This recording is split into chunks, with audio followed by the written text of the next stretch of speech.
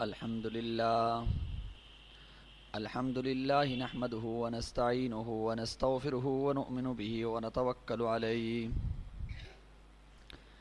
ونعوذ بالله من شرور أنفسنا ومن سيئات أعمالنا من يهده الله فلا مضل له ومن يضلله فلا هادي له ونشهد أن لا إله إلا الله وحده لا شريك له ونشهد أن سيدنا ومولانا محمدا عبده ورسوله وصلى الله تعالى عليه وعلى آله وأصحابه وبارك وسلم تسليما كثيرا كثيرا. أما بعد فأعوذ بالله من الشيطان الرجيم. بسم الله الرحمن الرحيم. قد جاءكم من الله نور وكتاب مبين. وقال في مقام آخر: لقد جاءكم رسول من أنفسكم عزيز عليه ما عنتم حريص عليكم بالمؤمنين رؤوف رحيم. وقال في مقام آخر: قل إن كنتم تحبون الله فاتبعوني يحببكم الله ويغفر لكم ذنوبكم. وقال النبي صلى الله تعالى عليه وسلم: أنا سيد ولد آدم يوم القيامة ولا فخر، وبيدي لواء الحمد يوم القيامة ولا فخر. آدم ومن سواه تحت لوائي يوم القيامة ولا فخر. أنا أول من يحرك باب الجنة ولا فخر، وأنا أول من يفتح له باب الجنة ولا فخر. وأنا حامل لواء الحمد يوم القيامة ولا فخر. وأنا حبيب الله ولا فخر. وأنا أول شافع ومشفع يوم القيامة ولا فخر. وأنا أكرم الأولين والآخرين على الله ولا فخر.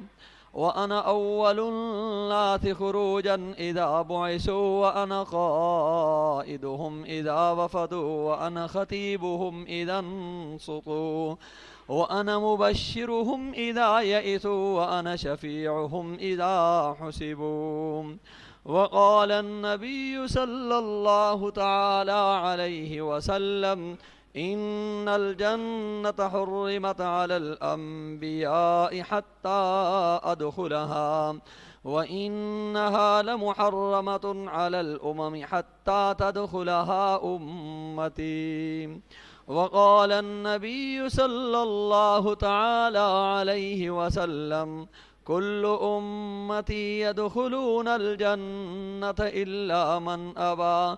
قيل: ومن يأبى؟ قال: من أطاعني دخل الجنة، ومن عصاني فقد أبى. وقال النبي صلى الله تعالى عليه وسلم: إن الله خلق الخلق فجعلني في خيرهم، ثم جعلهم فرقتين وجعلني في خيرهم فرقة، ثم جعلهم قبائل وجعلني في خيرهم قبيلة، ثم جعلهم بيوتا وجعلني في خيرهم بيتا، وأنا خيرهم نفسا وخيرهم بيتا. وقال النبي صلى الله تعالى عليه وسلم: من تمسك بسنتي عند فساد أمتي فله أجر 100 شهيد. وقال النبي صلى الله تعالى عليه وسلم: من أحب سنتي فقد أحبني، ومن أحبني كان معي في الجنة. وقال النبي صلى الله تعالى عليه وسلم: المرء مع من أحب. وقال النبي صلى الله تعالى عليه وسلم: لا يؤمن أحدكم حتى حتى أكون أحب إليه من والده وولده والناس أجمعين. وقال النبي صلى الله تعالى عليه وسلم: لا يؤمن أحدكم حتى يكون هواه تبعا لما جئت به، أو كما قال عليه الصلاة والسلام. آمنت بالله صدق الله العظيم وصدق رسوله النبي الكريم، ونحن على ذلك لمن الشاهدين والشاكرين، والحمد لله رب العالمين. اللهم صل على محمد وعلى آله.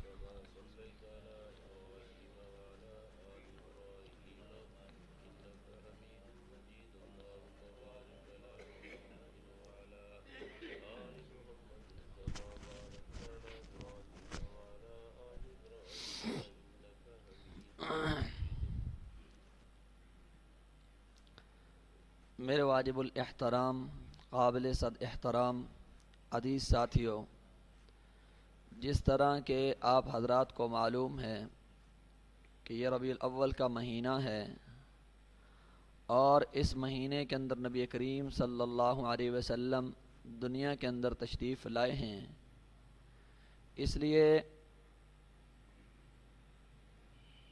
جب بھی ربیع الاول کا مہینہ آتا ہے ہر جگہ پر نبی کریم صلی اللہ علیہ وسلم کی عظمت کو بیان کیا جاتا ہے۔ حدیث پاک کے اندر آتا ہے، نبی کریم صلی اللہ علیہ وسلم نے فرمایا کہ اللہ نے جب میرے بھیجنے کا فیصلہ فرمایا تو اللہ نے سب سے پہلے حضرت انسان کا انتخاب فرمایا، کیونکہ اللہ کے نزدیک 3 قسم کی مخلوقیں ذی شعور اور برگزیدہ تھیں: انسان، جن اور ملائکہ۔ ان تینوں مخلوقات میں سے فرمایا اللہ نے میرے لیے حضرت انسان کا انتخاب فرمایا، کیونکہ انسان سب سے اعلیٰ اور سب سے افضل تھا۔ پھر اللہ نے انسانوں میں سے انبیاء علیہم الصلاۃ والسلام کی جماعت کا انتخاب فرمایا۔ پھر انبیاء علیہم الصلاۃ والسلام میں سے اللہ نے اپنے پیارے خلیل سیدنا ابراہیم علیہ الصلاۃ والسلام کا انتخاب فرمایا۔ ابراہیم علیہ الصلاۃ والسلام کے دونوں بیٹوں میں سے اللہ نے سیدنا اسماعیل علیہ السلام کا انتخاب فرمایا۔ پھر اسماعیل علیہ الصلاۃ والسلام کی اولاد میں سے اللہ نے بنو کنانہ کا انتخاب فرمایا۔ بنو کنانہ میں سے بنو قریش کا انتخاب فرمایا، اور بنو قریش میں سے بنو ہاشم کا انتخاب فرمایا۔ بنو ہاشم میں سے عبد المطلب کا انتخاب فرمایا، اور عبد المطلب کے گھر میں حضرت عبداللہ کا انتخاب فرمایا۔ عبداللہ کے گھر میں فرمایا مجھ محمد الرسول اللہ صلی اللہ علیہ وسلم کا اللہ نے انتخاب فرمایا۔ سب سے اعلیٰ نبی کے لیے، سب سے افضل نبی کے لیے اللہ نے سب سے اعلیٰ مخلوق، سب سے اعلیٰ جماعت، سب سے اعلیٰ قبیلے، سب سے اعلیٰ برادری، سب سے اعلیٰ ماں اور باپ کا انتخاب اللہ نے فرمایا۔ اور فرمایا کہ اللہ نے جب میرے بھیجنے کا فیصلہ فرمایا تو جو زمین سب سے اعلیٰ تھی، جس پر کعبۃ اللہ موجود ہے، اللہ نے میرے لیے اس زمین کا انتخاب فرمایا۔ پھر دنیا کے اندر 2 قسم کی قومیں تھی، ایک عرب اور ایک عجم۔ عجم کا معنی گونگے، عرب کا معنی صاحب زبان۔ فرمایا اللہ نے صاحب زبان قوم کا میرے لیے انتخاب فرمایا۔ اور نبی کریم صلی اللہ علیہ وسلم نے فرمایا جب اللہ نے میرے بھیجنے کا ارادہ فرمایا تو اللہ نے میرے اسلاف اور میرے ارحام، یعنی جن جن پشتوں میں اللہ نے مجھے رکھنا چاہا اور جن جن ماؤں کے پیٹوں میں اللہ نے مجھے رکھنا چاہا، میرے ابا عبداللہ سے لے کر میرے ابا آدم تک میری اماں آمینہ سے لے کر میری اماں حوا تک فرمایا کہیں بھی کوئی بدکاری کا شعبہ نہیں، اللہ نے سب کو پاک پیدا فرمایا۔ اور ایک روایت کے اندر آتا ہے اللہ نے سب سے پہلے میرے نور کو اور میری روح کو اللہ نے پیدا فرمایا۔ علماء فرماتے ہیں کہ نور محمد سے مراد پیغمبر کی نبوت کا وہ نور ہے کہ جس کے ذریعے اللہ نے پوری کائنات کو منور کیا ہے۔ اور پھر پیغمبر کی نبوت کا نور یہ سورج کے نور سے زیادہ اہمیت کا حامل ہے، اس لیے کہ سورج کا نور جو ہے وہ ایک فانی چیز ہے اور نبوت کا نور جو ہے یہ ابدی چیز ہے۔ پھر سورج کے نور میں تپش ہے، نبوت کے نور میں ٹھنڈک ہے۔ اور پھر سورج اگر پسے پش چلا جائے، درخت کی آڑ میں چلا جائے، زمین کی آڑ میں چلا جائے، پہاڑ کی آڑ میں چلا جائے، دیوار کی آڑ میں چلا جائے تو اس کی روشنی ختم ہو جاتی ہے۔ محبوب جس طرح کائنات کے اندر موجود تھے، جس طرح کائنات اس وقت آپ کے نور نبوت سے منور تھی، اور آج بھی ویسے ہی کائنات آپ کے نور نبوت سے منور نظر آ رہی ہے۔ اور پھر علماء فرماتے ہیں اس نور کو آپ کے آبا و اجداد کے اندر، آپ کے قوم اور قبیلوں کے اندر، مختلف زمانوں کے اندر لوگوں نے اس نور کو دیکھا ہے اور اس نور کے حالات کو دیکھا ہے۔ حدیث پاک کے اندر آتا ہے کہ آپ کے پردادا حضرت ہاشم، اللہ نے ان کو اتنی خوبصورتی عطا فرمائی تھی کہ دور دراز سے لمبے لمبے سفر کر کے لوگ صرف ان کی زیارت کے لیے آتے تھے، اور جب وہ کمرے سے باہر نکلتے تو سورج کی طرح ان کی پیشانی سے شعاعیں نکلتی تھی۔ روم کا جو بادشاہ ہرقل تھا، جب اس نے ہاشم کو دیکھا تو بے ساختہ ہاشم کو کہنے لگا کہ ہاشم، میرا دل یہ چاہتا ہے کہ میں اپنی بیٹی آپ کے نکاح میں دے دوں اور آپ میرے داماد بن جائیں۔ ایسی خوبصورتی اللہ نے حضرت ہاشم کو عطا فرمائی تھی۔ علماء فرماتے ہیں کہ یہی نور جب حضرت عبد المطلب کی طرف منتقل ہوا، ہاشم سے حضرت عبد المطلب کی طرف منتقل ہوا، حدیث پاک کے اندر آتا ہے حضرت عبد المطلب فرماتے ہیں کہ میں چلتا تو بادل مجھ پر سایہ کرتے تھے، شجر و حجر مجھے سلام پیش کرتے تھے، اور رات کو سوتا عجیب و غریب قسم کے خواب دیکھتا تھا۔ فرمائے ایک مرتبہ میں سویا ہوا تھا، کیا دیکھتا ہوں کہ میری پشت سے ایک زنجیر نکلی ہے جس کی ایک جانب زمین میں ہے، دوسری جانب آسمان میں ہے۔ پھر وہ زنجیر درخت کی شکل اختیار کر لیتی ہے اور اس درخت کی شاخیں پوری دنیا کے اندر پھیل جاتی ہیں۔ مشرق و مغرب، شمال و جنوب کے سارے لوگ اس درخت کے ساتھ چمڑ جاتے ہیں۔ قریش کے کچھ لوگ چمڑ جاتے ہیں اور کچھ ان ٹہنیوں کو کاٹنے کا ارادہ کرتے ہیں، لیکن بعض لوگ آ کر ان کو ہٹا دیتے ہیں۔ عبد المطلب صبح بیدار ہوتے ہیں، معبرین کے پاس جاتے ہیں اور جا کر ان سے تعبیر پوچھتے ہیں اس خواب کی کیا تعبیر ہے۔ معبرین نے کہا اے عبد المطلب، اللہ آپ کی اولاد سے ایسا بچہ پیدا فرمائے گا، مشرق و مغرب، شمال و جنوب، پوری کائنات کے لوگ اس کے نقش قدم پر چلیں گے اور پوری کائنات کے اندر اس کا تذکرہ ہوگا، پوری کائنات کے اندر اللہ اس کی خوبیوں اور کمالات کو اللہ پھیلا دیں گے۔ اسے پاک کے اندر آتا ہے حضرت عبد المطلب فرماتے ہیں میں ایک مرتبہ حتیم کے اندر سویا ہوا تھا، کیا خواب کے اندر دیکھتا ہوں کہ ایک فرشتہ آتا ہے اور آ کر کہتا ہے احفر برہ، برہ کو کھودو۔ فرمایا میں نے اس سے پوچھا وما برہ، بھائی برہ کیا چیز ہے، تفصیل بتلائے بغیر واپس چلا گیا۔ دوسرے دن پھر وہیں پر سویا ہوا، پھر خواب دیکھتا ہوں اور وہ فرشتہ آ کر کہتا ہے احفر المظنونہ، بھائی مظنونہ کو کھودو۔ میں نے کہا مظنونہ کیا ہے، وہ تفصیل بتلائے بغیر واپس چلا گیا۔ تیسرے روز پھر آیا، کہنے لگا احفر طیبہ، بھائی طیبہ کو کھودو۔ میں نے کہا وما طیبہ، طیبہ کیا چیز ہے، تفصیل بتلائے بغیر واپس چلا گیا۔ چوتھے روز پھر آیا، کہنے لگا احفر زمزم، بھائی زمزم کو کھودو۔ جناب عبد المطلب فرمانے لگے میں نے اس سے پوچھا وما زمزم، یہ زمزم کیا چیز ہے؟ وہ کہنے لگا یہ ایک ایسا کنواں ہے کہ جس کا پانی نہ کبھی ختم ہوتا ہے اور نہ ٹوٹتا ہے اور ساری دنیا کے حاجیوں کو سیراب کرتا ہے۔ اب آپ کے ذہن میں یہ بات ہوگی کہ عبد المطلب کو اس بات کا علم نہیں تھا کہ زمزم کا کنواں ہے؟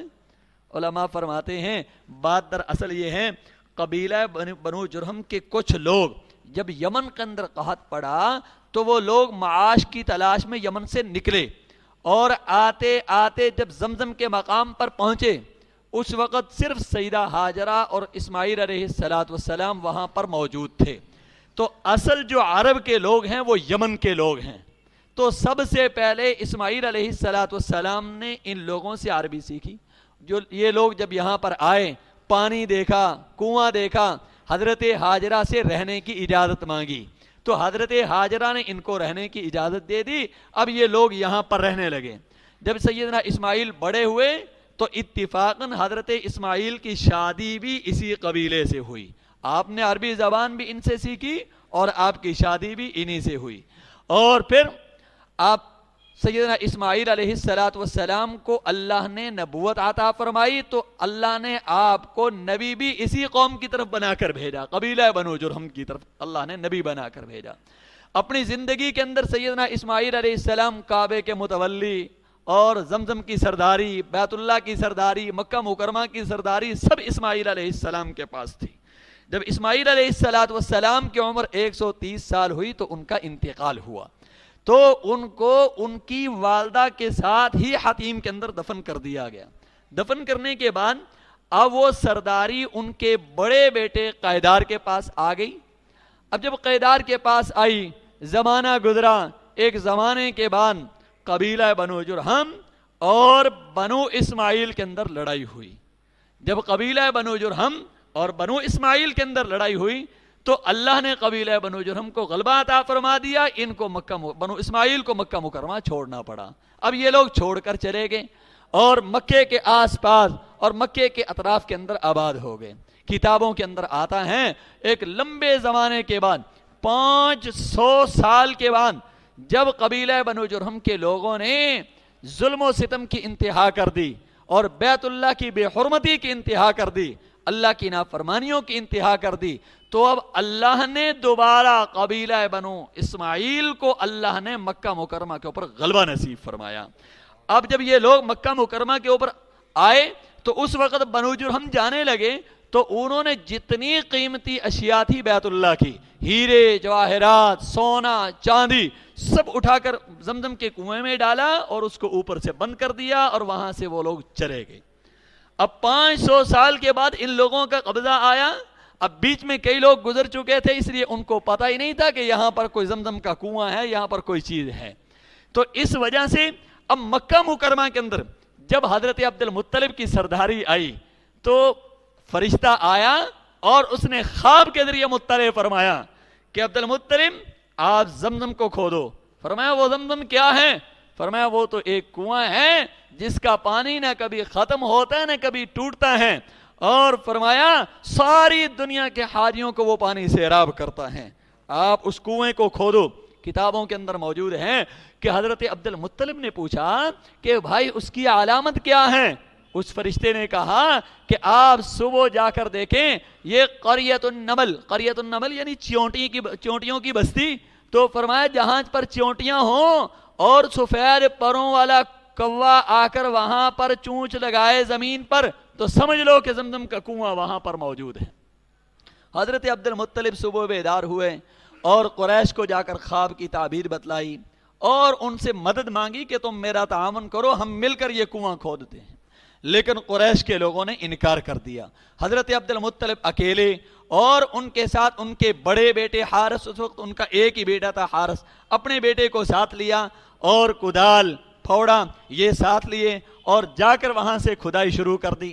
تو حدیث پاک کے اندر آتا ہے، کتابوں کے اندر آتا ہے کہ 3 دن تک حضرت عبد المطلب اس کو کھودتے رہے اور حارث مٹی اٹھا اٹھا کر باہر پھینکتے رہے۔ 3 دنوں کے بعد جب وہ منڈیر آئی اسماعیل علیہ السلام والی تو حضرت عبد المطلب نے نعرہ لگایا اللہ اکبر ھذا طویٰ اسماعیل، کہا یہ اسماعیل علیہ السلام کی منڈیر آ گئی، وہ کنواں آ گیا۔ عبد المطلب جب کنواں کھود رہے تھے اور اکیلے تھے.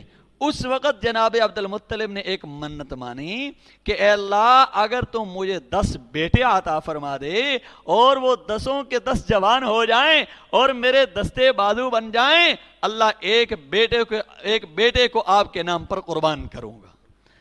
اب یہ منت مانی تو اللہ نے عبد المطلب کی اس منت کو پورا فرما دیا. اللہ نے 10 بیٹے عطا فرما دیے, وہ 10 کے 10 جوان ہو گئے. جب جوان ہوئے تو حدیث پاک کے اندر آتا ہے, حضرت عبد المطلب فرماتے ہیں میں پھر حتیم کے اندر سویا ہوا ہوں, کیا خواب دیکھتا ہوں کہ ایک فرشتہ آ کر کہتا ہے اوفی بنظرک لرب ھذا البیت یا عبد المطلب, عبد المطلب اس گھر کے رب کی منت کو پورا کیجئے, جو تم نے منت مانی تھی اس کو پورا کیجئے اور اپنی قیمتی چیز کو قربان کیجئے.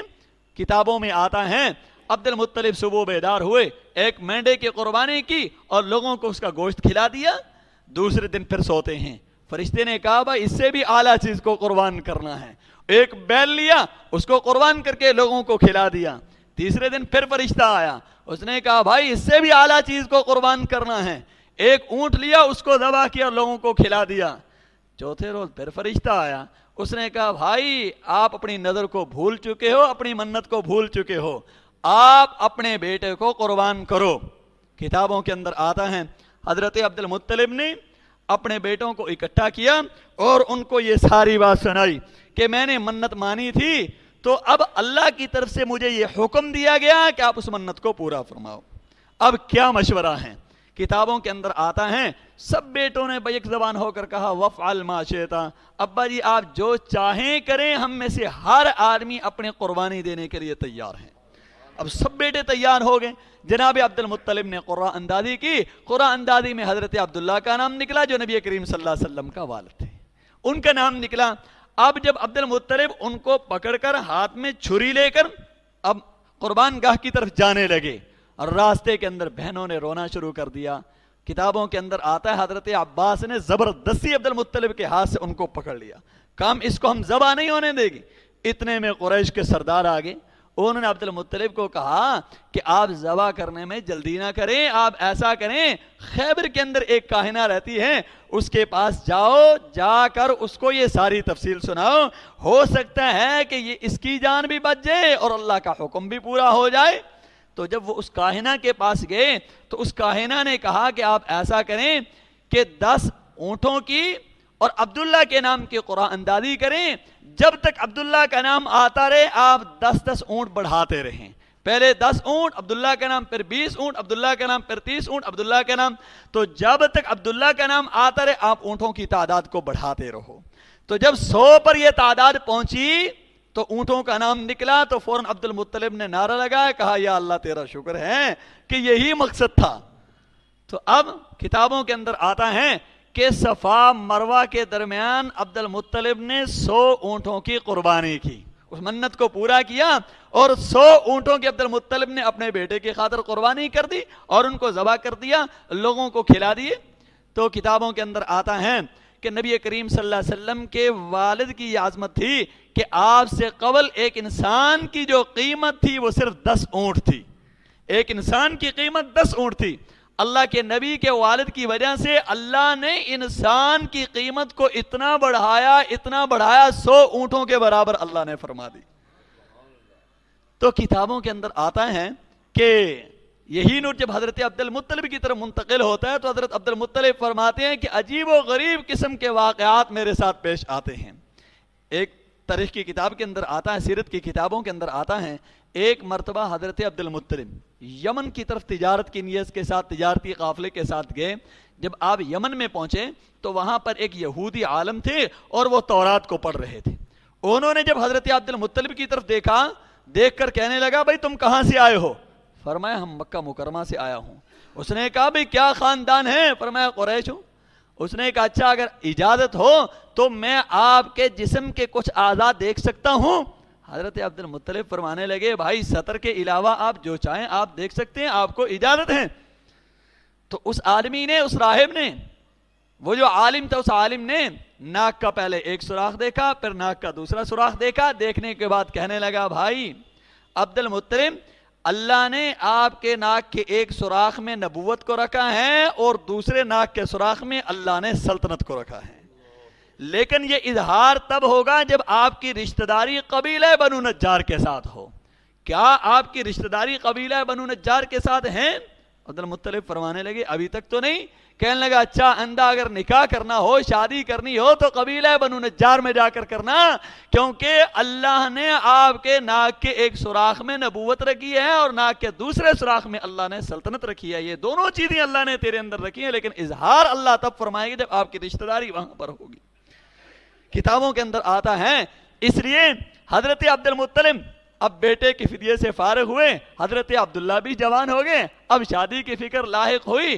اب وہ بات بھی ساری دماغ میں تھی جو راہب نے کہی تھی، اس لیے حضرت عبد المطلب قبیلہ بنو نجار کی طرف چل پڑے، مکہ مکرمہ سے مدینہ منورہ کی طرف چل پڑے۔ اب باپ اور بیٹا دونوں جا رہے ہیں۔ کتابوں کے اندر آتا ہے راستے میں ایک عورت کے پاس سے گزرتے ہیں، ایک روایت کے اندر اس کا نام فاطمہ بنت مرہ آتا ہے، اور ایک روایت میں اس کا نام رقیہ آتا ہے، اور ایک روایت میں اس کا نام عاتقہ بھی آتا ہے۔ تو اس عورت نے حضرت عبداللہ کو کہا کہ اے عبداللہ اگر آپ مجھ سے شادی کریں تو میں 100 اونٹ دوں گی انعام کے طور پر۔ حضرت عبداللہ نے انکار کر دیا اور آگے چلے گئے۔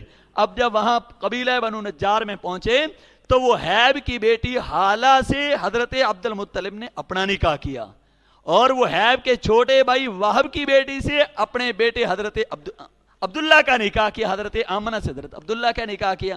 دونوں باپ اور بیٹے دونوں کا نکاح ایک ہی مجلس کے اندر ہوا، اور دونوں باپ اور بیٹا وہاں پر 3 دن تک انہوں نے قیام کیا، کیوں عربوں کے اندر یہ دستور تھا جب کہیں نکاح ہوتا تو 3 دن وہاں پر قیام کرتے تھے۔ اب 3 دن باپ اور بیٹے دونوں نے قیام کیا۔ 3 دن قیام کرنے کے بعد اب وہ ہے بڑا بھائی تھا، وہب چھوٹا بھائی تھا۔ یہ جس طرح ہماری زبان میں تایا اور چچا کہا جاتا ہے، تائی کی بیٹی سے حضرت عبد المطلب نے اپنا نکاح کیا حالہ سے، اور چچا کی بیٹی آمنہ سے حضرت عبداللہ اپنے بیٹے کا نکاح کر دیا، دونوں کا نکاح ہوا۔ اس لیے علماء فرماتے ہیں کہ حالہ سے حضرت حمزہ پیدا ہوئے، جو رشتے میں نبی کریم صلی اللہ علیہ وسلم کے چچا بھی ہیں اور زائی بھائی بھی لگتے ہیں نبی کریم صلی اللہ علیہ وسلم کے۔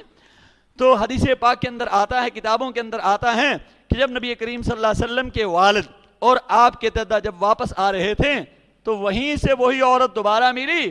اس عورت نے کہا اے عبداللہ تو نے مجھے بازاری عورت سمجھا تھا، فاحشہ اور کنجری عورت سمجھا تھا، حالانکہ میں تورات انجیل کے عالمہ ہوں، آسمانی کتابوں کا علم میرے سینے کے اندر ہے۔ میں نے آخری نبی کی جتنی نشانیاں اپنی کتاب کے اندر دیکھی تھی وہ ساری نشانیاں اے عبداللہ تیرے چہرے کے اندر نظر آ رہی تھی، اس لیے میں نے تم سے یہ خواہش کی تھی کہ میں تم سے نکاح کروں اور آخری نبی کا ماں بننے کا اللہ مجھے شرف عطا فرما دے۔ آج وہ نشانیاں مجھے تیرے چہرے کے اندر نظر نہیں آ رہی، معلوم ہوتا ہے کہ تیرا نکاح کسی جگہ پر ہو چکا ہے۔ حضرت عبداللہ فرمانے لگے ہاں آمنہ بنت وہب سے، وہب کی بیٹی آمنہ سے میرا نکاح ہو چکا ہے۔ تو حدیث پاک کے اندر آتا ہے کہ جب یہی نور حضرت عبداللہ کی طرف منتقل ہوتا ہے تو حضرت عبداللہ کے ساتھ بھی عجیب و غریب قسم کے معاملات پیش ہوتے ہیں، اور یہی نور پر جب حضرت آمنہ کی طرف منتقل ہوتا ہے، حضرت آمنہ فرماتی ہیں میں رات کو سوتی، جنت کی حوریں آ کر مجھے سلام پیش کرتی تھی، اور حضرت حوا، حضرت مریم، حضرت آسیہ جیسی عورتیں آ کر مجھے سلام پیش کرتی تھی، اور فرمایا بکریاں چرانے کے لیے جاتی تو بکریاں صرف میرے چہرے کی طرف دیکھتی اور شام کو پیٹ بھر کر واپس آ جاتی، اور پانی لینے کے لیے جاتی تو فرمایا پانی خود بخود اوپر آ جاتا تھا، اور جس درخت کے پاس سے گزرتی وہ درخت سلام کرتا، جس پتھر کے پاس سے گزرتی وہ پتھر بھی سلام کرتا۔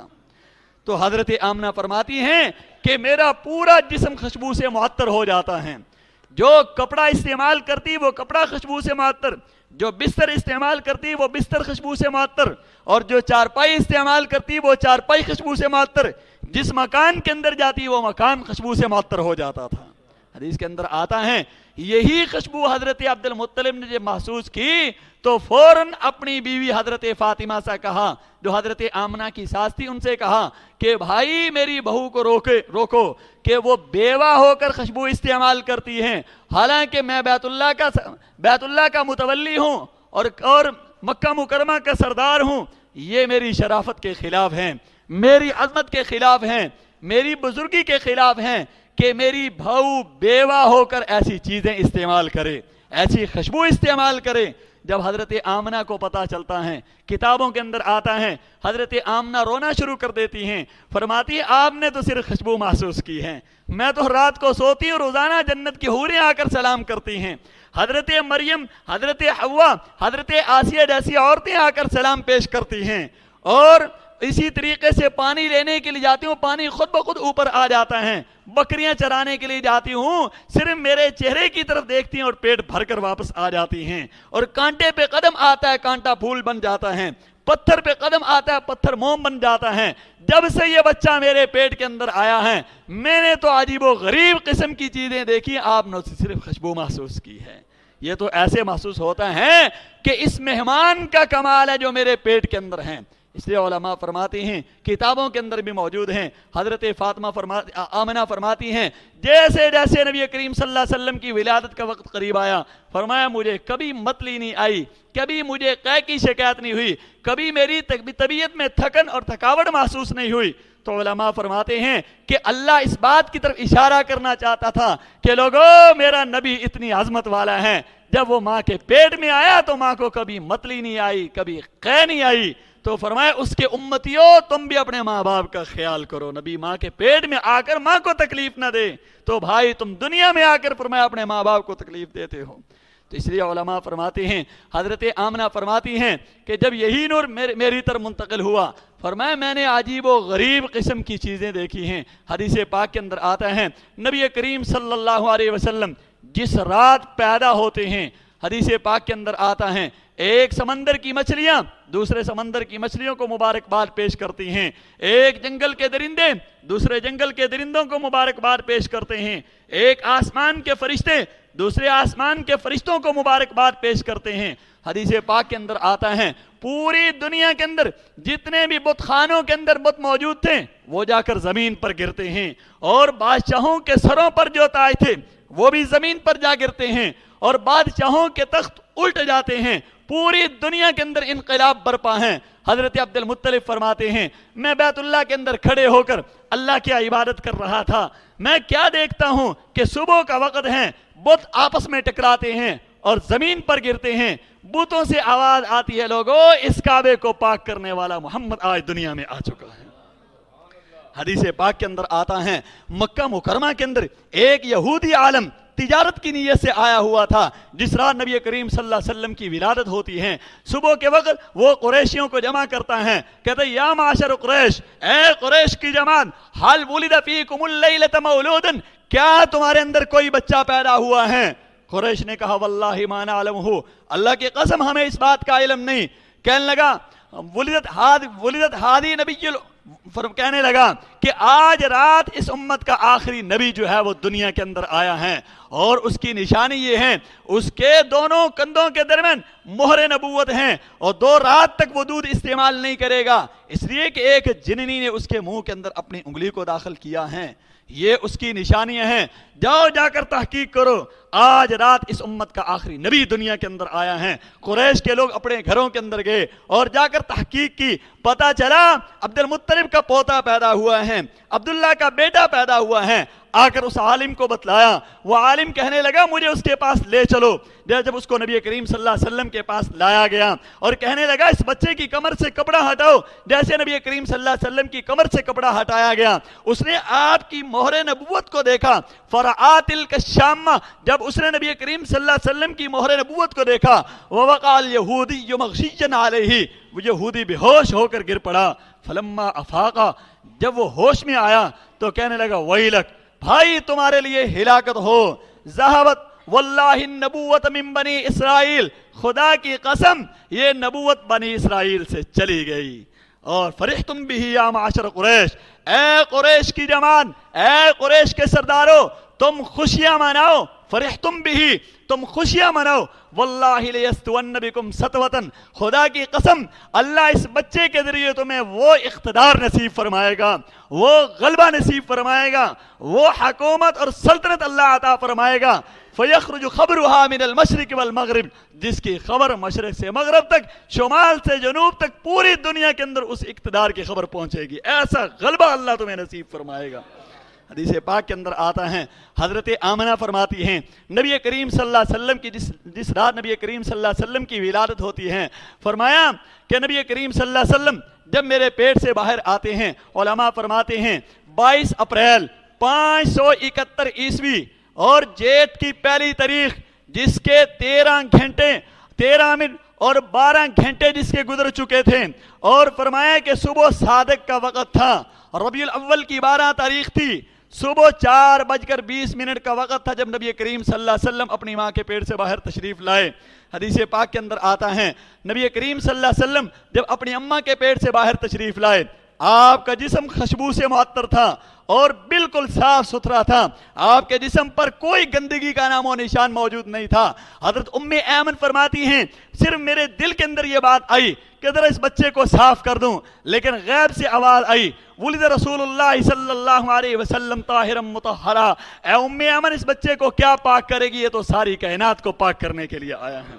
اس کے اندر آتا ہے آپ کی ناف کٹی ہوئی، آپ کا ختنہ کیا ہوا اور پورا جسم خوشبو سے معطر۔ حدیث پاک کے اندر آتا ہے حضرت آمنہ فرماتی ہیں آپ کی کمر سے نور اٹھنا شروع ہوا اور وہ اٹھتے اٹھتے آسمان تک پہنچ جاتا ہے، فرمایا جس کی وجہ سے میں نے شام کے محلات کو دیکھا، کیسر و کسرا کے محلات کو دیکھا، پوری کائنات فرمایا اللہ نے مجھے دکھا دی اپنے کمرے کے اندر۔ حضرت آمنہ فرماتی ہیں نبی کریم صلی اللہ علیہ وسلم جب میرے پیٹ سے باہر آئے، فرمایا آسمان کے بادل جھکنا شروع ہو جاتے ہیں، وہ جھکتے جھکتے اس قدر قریب آ جاتے ہیں، فرمایا میرا بچہ بادل کے اندر چھپ جاتا ہے، میں پریشان ہوتی ہوں کہ بچہ کہاں گیا، لیکن بادل سے آواز آتی ہے، اللہ فرشتوں کو حکم دیتے ہیں طوفوا به مشارق الارض و مغاربها، اس بچے کو مشرق و مغرب کی سیر کرواؤ، اس کو شمال و جنوب کی سیر کرواؤ، لیعرفوا باسمه ونعته وصورته، تاکہ ساری کائنات کو اس کی عظمت کا پتہ چل جائے، اس کے مقام کا پتہ چل جائے، اس کی خوبیوں کا پتہ چل جائے، اس کے صفات کا پتہ چل جائے، اور اس کی سیرت اور صورت کا پتہ چل جائے۔ حدیث پاک کے اندر آتا ہے حضرت آمنہ فرماتی ہیں کہ بادل سے آواز آ رہی تھی وَآتُوهُ خُلُقَ آدم وَمَعْرِفَةَ شِیس وَخُلَّةَ إِبْرَاہیم وَإِسْتِسْلَامَ إِسماعیل وَفَصَاحَةَ صالح وَحِکْمَةَ لوط وَرِضَاءَ اسحاق وَبُشْرَا یعقوب، فرمائے اللہ فرشتوں کو حکم دے رہے تھے اس بچے کو آدم کے اخلاق بھی دے دو، اس کو شیس کی معرفت بھی دے دو، اس کو ابراہیم علیہ السلام کا ولولہ توحید بھی دے دو، اس بچے کو اسماعیل کی قربانی بھی دے دو، اس بچے کو صالح علیہ السلام کی فصاحت بھی عطا کر دو، اس بچے کو لوط علیہ السلام کی حکمت بھی عطا کر دو، اس بچے کو اسحاق علیہ السلام کی رضامندی بھی عطا کر دو، اس بچے کو یعقوب علیہ السلام کی بشارت بھی عطا کر دو، اس بچے کو موسیٰ علیہ السلام کا جلال بھی عطا کر دو، اس بچے کو یوسف علیہ السلام کا حسن و جمال بھی عطا کر دو، اس بچے کو داؤد علیہ السلام کی آواز بھی عطا کر دو، اس بچے کو سلیمان علیہ السلام کی سلطنت بھی عطا کر دو، اس بچے کو یوشع علیہ السلام کا جہاد بھی عطا کر دو، اس بچے کو یونس علیہ السلام کی اطاعت بھی عطا کر دو، اس بچے کو ایوب علیہ السلام کا صبر بھی عطا کر دو، اس بچے کو یحییٰ علیہ السلام کی پاک دامنی بھی عطا کر دو، اس بچے کو عیسیٰ علیہ السلام کا زہد بھی عطا کر دو۔ علماء فرماتے ہیں حدیث کے اندر آتا ہے اللہ فرشتوں کو حکم دیتے ہیں اغمسوہ فی اخلاق النبیین، اے فرشتوں کی جماعت آج اس بچے کو 1.25 لاکھ نبیوں کی صفات سے آج اس بچے کو سجا دو۔ اس لیے فارسی کے شاعر نے کیا کہا، حسن یوسف دم عیسیٰ ید بیض داری، آنچ خوبا ہما دارن تو تنہا داری۔ اللہ کے نبی اللہ نے فردن جو سارے نبیوں کو اللہ نے جو کمالات عطا فرمائے تھے وہ سارے کمالات اللہ نے آپ کے اندر جمع فرما دیے۔ اس لیے مولانا قاسم نانوتوی رحمت اللہ تعالیٰ نے کیا فرمایا، جہاں کے سارے کمالات ایک تجھ میں ہیں، جہاں کے سارے کمالات ایک تجھ میں ہیں، تیرے کمالات کسی میں نہیں مگر 2-4، اگر تو بوئے گل ہیں مصرے گل ہیں اور نبی، اگر تو نور شمس ہیں شمس نہار ہیں اور نبی۔ تو بھائی حدیث پاک کے اندر آتا ہے پوری دنیا کے اندر زلزلہ آتا ہے اور ایسا زبردست زلزلہ آتا ہے کہ جتنے بھی بت خانوں کے اندر بت پڑے ہوئے تھے وہ زمین پر جا گرتے ہیں، اور کسرا کے محلات کے 14 برج جو بڑی مضبوطی کے ساتھ بنائے گئے تھے وہ بھی جا کر زمین پر گرتے ہیں۔ کسرا بڑا پریشان ہے کہ اتنی مضبوطی سے بنائے ہوئے یہ برج یہ کیسے زمین پر جا گرے ہیں۔ اب انتہائی پریشانی کے عالم میں ہیں۔ صبح ہوتی ہیں اور ارکان سلطنت کو جمع کرتا ہے، اپنے وزراء کو جمع کرتا ہے۔ جب سب وزیر جمع ہو جاتے ہیں تو بھائی اتنے میں یعنی موبیزان کہتے ہیں فارسیوں کا جو بڑا قاضی ہوتا ہے، وہ کہتا ہے بادشاہ سلامت، آج رات میں نے عجیب و غریب قسم کا خواب دیکھا ہے کہ عربی گھوڑے ایرانی گھوڑوں کو ہنکاتے ہوئے لے جا رہے ہیں اور دریائے دجلہ سے پار ہو کر وہ پوری دنیا کے اندر پھیل جاتے ہیں۔ ابھی تک بادشاہ تو اپنی پریشانی کے اندر ہے، بادشاہ نے اپنی بات نہیں بتلائی۔ کتابوں کے اندر آتا ہے اتنی دیر میں ایک خط یہ فارس کی طرف سے آتا ہے۔ بھائی فارس کا آتش کدہ جو 1000 سال سے جل رہا تھا وہ بھی آج رات بجھ چکا ہے، اور ایک خط یہ ایلیا کے گورنر کی طرف سے آتا ہے۔ بھائی دریائے ساوا خشک ہو چکا ہے، اور اسی طریقے سے ایک خط ملک شام کے گورنر کی طرف سے آتا ہے کہ بھائی وادی سماوا کا راستہ زلزلے کی وجہ سے بند ہو چکا ہے، اور ایک خط تبریہ کے گورنر کی طرف سے آتا ہے۔ بھائی بحیرہ تبریہ ایسا خشک ہو چکا ہے کہ آج رات اس کے اندر ایک بھی پانی کا گھونٹ باقی نہیں رہا۔ بادشاہ کی پریشانی کے اندر بہت زیادہ اضافہ ہو گیا۔ بادشاہ نے ابھی تک تو اپنی بات بتلائی نہیں۔ جب سب کی باتیں سننے کے بعد بادشاہ نے ان لوگوں سے پوچھا، اس قاضی سے پوچھا، بھائی آپ کا کیا خیال ہے؟ وہ کہنے لگا مجھے تو ایسے محسوس ہوتا ہے کہ عرب کی طرف سے کوئی بہت بڑا جو ہے وہ فتنہ کھڑا ہونے والا ہے۔ تو اب بادشاہ نے فوراً اپنے وزیر نعمان بن المنذر کو کہا کہ بھائی میرے پاس کسی عالم کو بھیجو، میں اس سے ان مسائل کی تحقیق کروں کہ آج رات جو دنیا کے اندر اتنا بڑا انقلاب برپا ہوا ہے کہ بادشاہوں کے سروں پر جو تاج وہ زمین پر، اور بت خانوں کے اندر بت وہ بھی زمین پر، اور اسی طریقے سے بحیرہ تبریہ خشک اور دریائے ساوا خشک، وادی سماوا کا راستہ بند، اور فارس کا آتش کدہ بچ چکا ہے، میرے محلات کے برج زمین پر گرے ہیں، آخر کوئی وجہ ہے، عالم کو میرے پاس بھیجو۔ نعمان بن المنذر نے کتابوں کے اندر آتا ہے جو ایران کا سب سے بڑا عالم تھا عبد المسیح غسانی، اور اس کو بادشاہ کی خدمت میں بھیجا ہے۔ جب وہ بادشاہ کے پاس آئے تو بادشاہ نے ان سے پوچھا، عبد المسیح غسانی آپ کو پتا ہے کیا بات پوچھنے والا ہوں؟ کہنے لگا کہ اگر مجھے پتا ہوگا تو بتلاؤں گا، اگر پتا نہیں ہوگا تو پھر آپ کی رہنمائی کروں گا۔ تو کتابوں کے اندر آتا ہے جب بادشاہ نے عبد المسیح غسانی کے سامنے یہ ساری باتیں رکھی، کہنے لگا بادشاہ سلامت مجھے ان واقعات کا علم نہیں، البتہ میرا ایک ماموں ہے جس کا نام ستی ہے، وہ ملک شام کے اندر رہتا ہے، جس کی عمر 700 سال ہو چکی ہے، وہ پرانی کتابوں کے بڑے زبردست عالم ہیں، وہ آنے والے حالات کے متعلق وہ بتلائیں گے، تو میں ان سے جا کر پوچھتا ہوں۔ بادشاہ نے سواری کا انتظام کیا۔ عبد المسیح غسانی اب ملک شام کی طرف جا رہے ہیں۔ جب ستی کے پاس پہنچتے ہیں، کتابوں کے اندر آتا ہے اس ستی کا آخری وقت تھا۔ یہ کہانت میں سب سے بڑا ماہر اور سب سے بڑا عالم تھا یہ ستی۔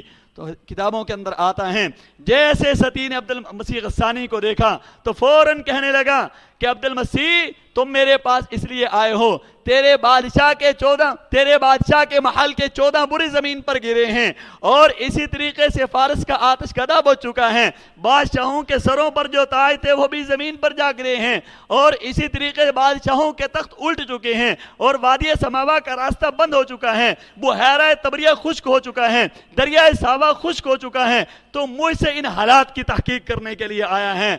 جاؤ اس بات کو سن لو۔ عبد المسیح غسانی اس بات کو سن لے، اپنے بادشاہ کسریٰ کو بتلا دے کہ جس آخری نبی نے دنیا کے اندر آنا تھا وہ آج رات دنیا کے اندر آ چکا ہے، اور فرمایا جا کر اس کو میرا یہ پیغام دے دے کہ وہ آج رات تو دنیا کے اندر آیا ہے، 40 سال کے بعد جب وہ نبی اپنی نبوت کا اعلان کرے گا، نہ یہ شام میرا شام رہے گا، نہ یہ ایران تیرا ایران رہے گا، پوری خلقت پوری کائنات اس نبی کے قدموں میں آئے گی۔ تو بھائی اللہ نے اپنے نبی کو وہ عظمتیں عطا فرمائی ہیں، وہ خوبیاں عطا فرمائی ہیں کہ انسان ان کی عظمت کو کتنا ہی بیان کر لے، انسان ان کے کمالات کو کتنا بیان کر لے، لیکن کوئی بھی کما حق کو ان کے کمالات کو بیان نہیں کر سکتا۔ کتابوں کے اندر آتا ہے نبی کریم صلی اللہ علیہ وسلم پیدا ہوئے، آپ کی ولادت کے بعد سب سے پہلے آپ کو آپ کی اماں آمنہ نے دودھ پلایا، اور اس کے بعد حضرت سویبہ نے دودھ پلایا۔ یہ جو صوبیہ نام بولتے ہیں یہ نام غلط ہے، صوبیہ نام نہیں، یہ نام ہے سویبہ۔ یہ یاد کر لیں کہ یہ نام صوبیہ نہیں، اکثر پڑھے لکھے لوگ بھی یہ صوبیہ بولتے ہیں، نام ثویبہ ہے. اس لیے نبی کریم صلی اللہ علیہ وسلم کی جو بہن ہے اس کا نام شیمہ نہیں ہے، نام شائمہ ہے. علماء نے تحقیق کی ہے کہ اس کا نام، یہ جو نام ہے یہ شائمہ نام ہے، یہ شیمہ نام نہیں ہے، نام شائمہ ہے.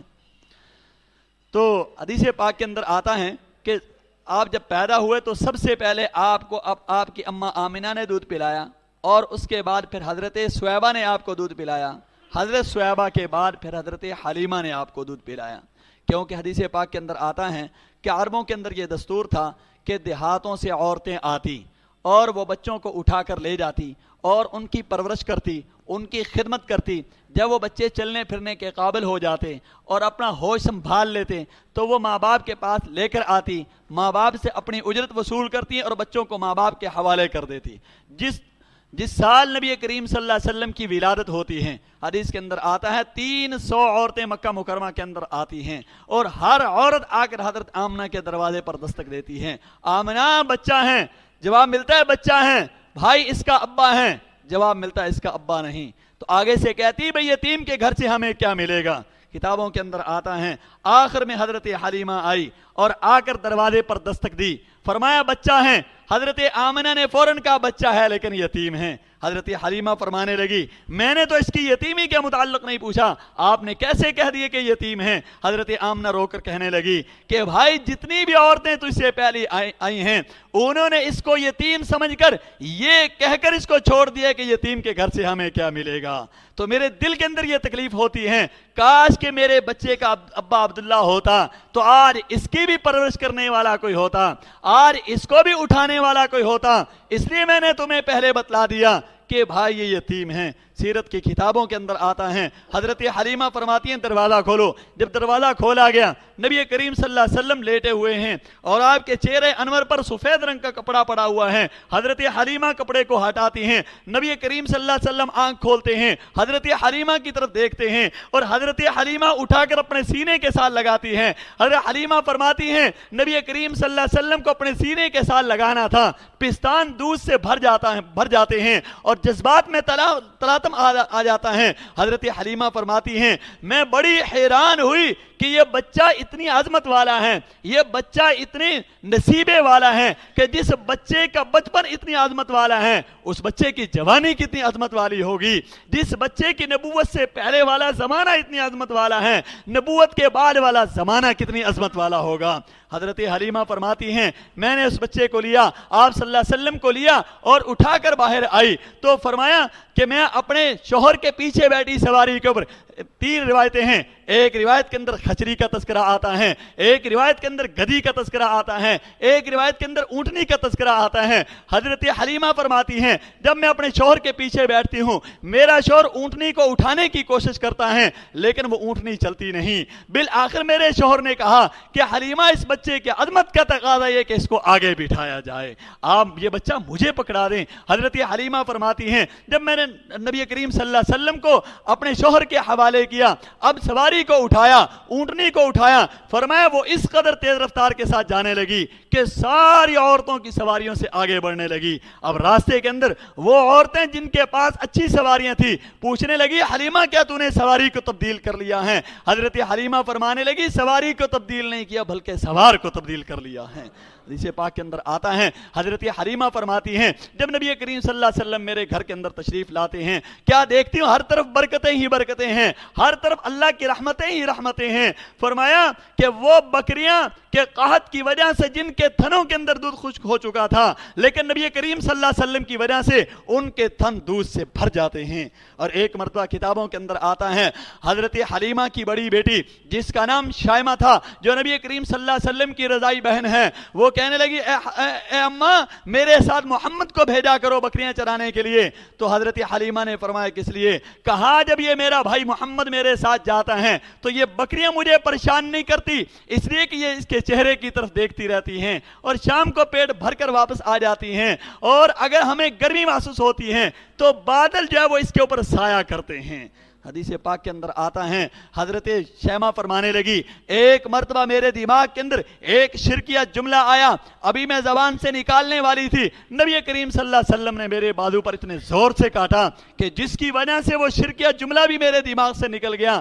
یہ حضرت شیمہ نے یہ بات اس وقت نبی کریم صلی اللہ علیہ وسلم کو بتلائی جب غزوہ طائف کے موقع پر 300 قیدیوں کے ساتھ گرفتار ہو کر جب یہ نبی کریم صلی اللہ علیہ وسلم کی خدمت میں آتی ہیں. حدیث کے اندر آتا ہے غزوہ طائف کے موقع پر 300 آدمیوں کے ساتھ گرفتار کر کے صحابہ اکرام ہاتھوں میں ہاتھ کڑیاں ڈال کر پاؤں میں جولان پہنا کر اس کو نبی کریم صلی اللہ علیہ وسلم کی طرف لے جا رہے تھے. پوچھنے لگی تم کہاں لے جا رہے ہو؟ صحابہ اکرام نے اپنے نبی کا تعارف کروایا. کہنے لگی مجھے تو ایسے محسوس ہوتا ہے کہ یہ میرا وہی بھائی ہے جس کے ساتھ میں بکریاں چرایا کرتی تھی, جاؤ جا کر اس کو مطلع کرو کہ آج تیری بہن شیمہ جو ہے وہ ہاتھوں میں ہاتھ کڑیاں پہن کر پاؤں میں جولان پہن کر تیرے پاس آ رہی ہے.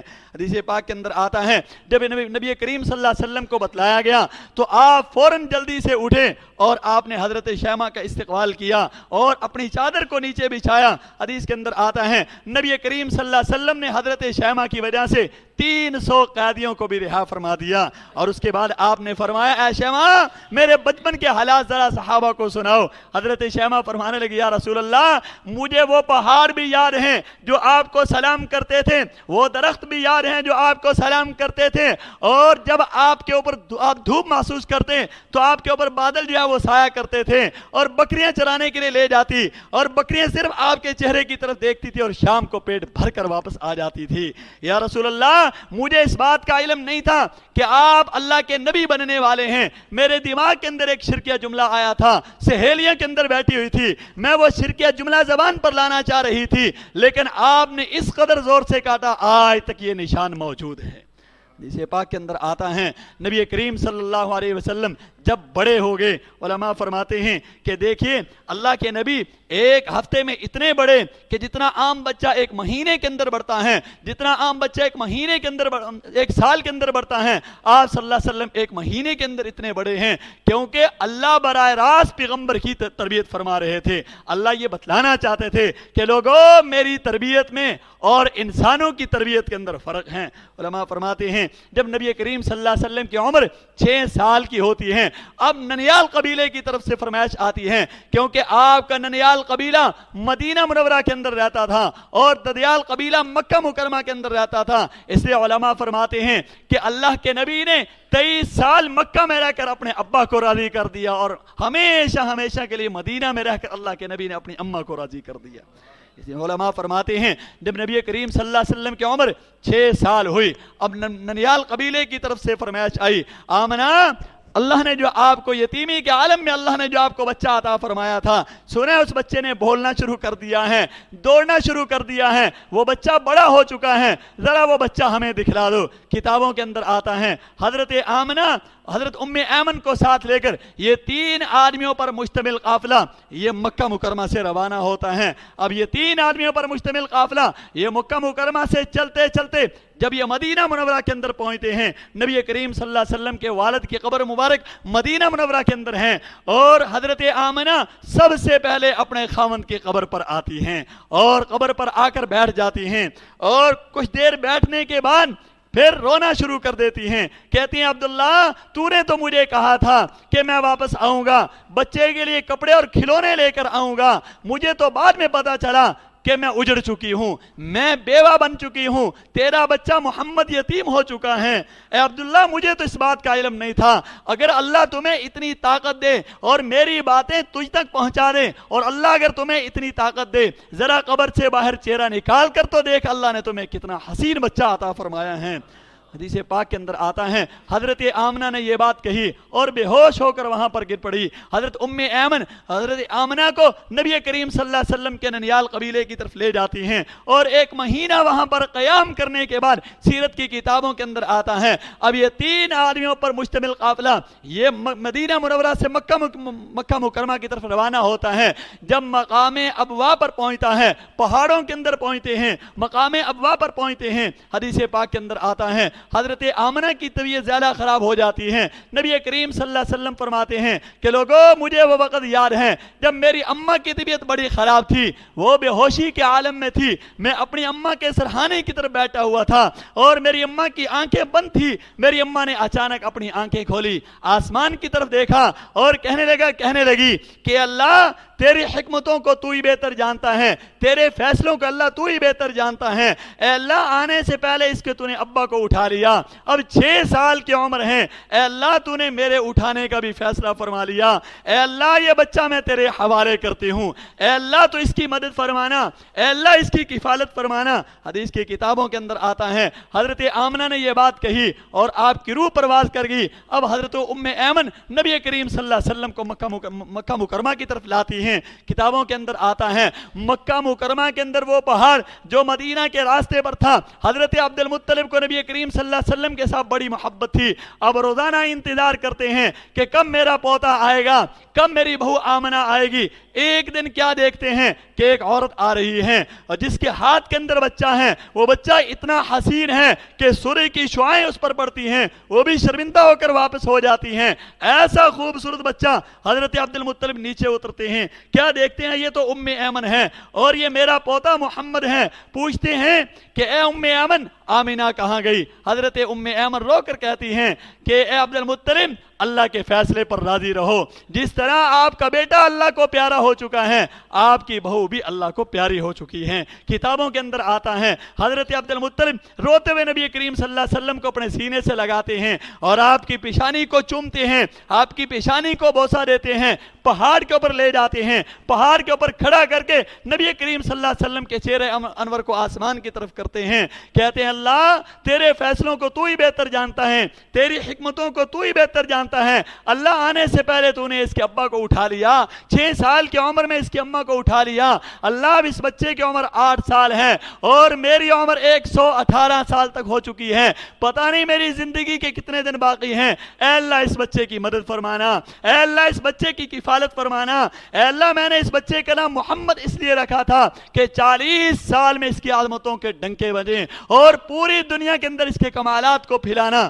تو حدیث کے اندر آتا ہے غیب سے آواز آئی, اے عبد المطلب روتے کیوں ہو, پریشان کیوں ہوتے ہو؟ ہم تیرے یتیم کو وہ عظمت عطا فرمائیں گے, وہ کمالات عطا فرمائیں گے, وہ خوبیاں عطا فرمائیں گے کہ کائنات کے ذرے ذرے میں اس کا تذکرہ ہوگا. اس وقت تک عبادت قبول نہیں ہوگی جب تک کہ تیرے یتیم کی اطاعت نہیں کی جائے گی, اور کلمہ اس وقت تک مکمل نہیں ہوگا جب تک کہ تیرے یتیم کا نام نہیں آئے گا. اذان اور تکبیر اس وقت تک مکمل نہیں ہوگی جب تک کہ تیرے یتیم کا تذکرہ نہیں ہوگا. شہادت اس وقت تک مکمل نہیں ہوگی جب تک کہ تیرے یتیم کی گواہی نہیں آئے گی. قبر کے سوال و جواب اس وقت تک مکمل نہیں ہوگے جب تک کہ تیری یتیم کی نبوت کا سوال نہ کیا جائے. اور قیامت کے دن میں اللہ اس وقت تک مغفرت نہیں فرماؤں گا جب تک کہ تیرا یتیم شفاعت نہ فرمائے.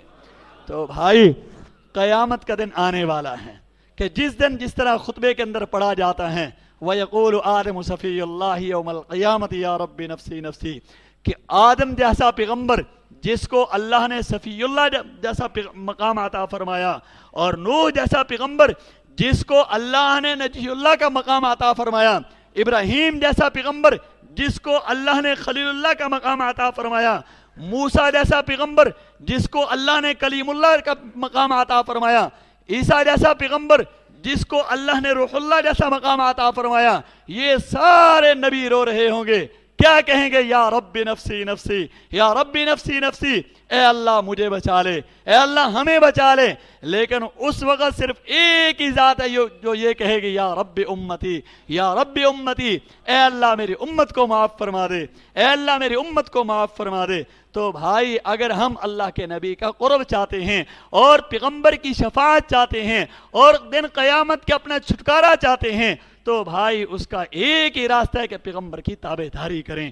جس طرح خطبے کے اندر پڑھا جاتا ہے کہ اللہ کے نبی کہیں گے یا رب امتی امتی, وَيَقُولُ الْجَلِيلُ الْجَبَّارُ جَلَّ جَلَالُهُ عَمَّنْ وَالُهُ حبیبی حبیبی یا عباد لا خوف علیکم اليوم ولا انتم تحزنون. اللہ کیا فرمائیں گے؟